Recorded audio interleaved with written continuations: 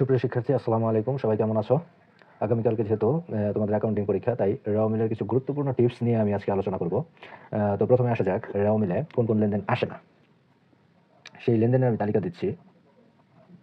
রেওয়া মিলে আসে না, 1 নম্বরে সমস্ত প্রকার চলতি সম্পদ ও দায়। সমস্ত প্রকার চলতি সম্পদ ও দায়ের যদি সামনে লেখা থাকে 1/1/24, অর্থাৎ জানুয়ারির 1 তারিখে প্রারম্ভিক জানুয়ারির 1 তারিখের লেনদেনগুলোকে আমরা প্রারম্ভিক লেনদেন বলি। চলতি সম্পদ এবং দায়ের প্রারম্ভিক লেনদেন রেওয়া মিলে আসে না। যদি উদাহরণ দেই তাহলে উদাহরণস্বরূপ বলা যায়, ধরো দুটি ব্যাংক জমা, রেওয়া মিলে দুটি লেনদেন আছে। ধরো ব্যাংক জমা, তারিখ দেওয়া আছে 1/1/24। আরেকটা ব্যাংক জমা আছে, ব্যাংক জমা, সেটা তারিখ দেওয়া আছে 31/12/24। তো এই দুটো লেনদেনের মধ্যে রেওয়া মিলে আসবে 31/12/2024 এই লেনদেনটি। যেহেতু এটি সমাপনী লেনদেন, সমাপনী লেনদেনের কারণে প্রারম্ভিক লেনদেনের আর কোনো মূল্য থাকে না। আর রেওয়া মিলে আসবে না ব্যাংক জমা 1/1/24।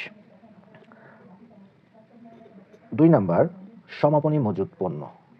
সমাপনী মজুদ পণ্য রেওয়া মিলে আসে না। সমাপনী মজুদ পণ্য রেওয়া মিলে আসে না যখন রেওয়া মিলে ক্রয় থাকে। রেওয়া মিলে ক্রয় থাকলে সেই ক্রয়ের সাথে প্রারম্ভিক মজুদ পণ্য রেওয়া মিলে আসবে, তখন সমাপনী মজুদ পণ্য রেওয়া মিলে আসবে না। 3 নাম্বার,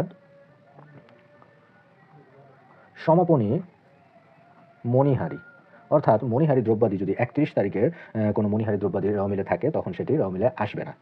4 নাম্বার, রেওয়া মিলে অনেক সময় সম্ভাব্য সম্পদ ও সম্ভাব্য দায় নামে কিছু লেনদেন থাকে। যেহেতু এই সম্পদ এবং দায়ের কোনো সম্ভাবনা নেই, তাই এই ধরনের সম্পদ ও দায় রেওয়া মিলে আসবে না। এই হচ্ছে আজকের আলোচনা। আশা করি বুঝতে পেরেছো।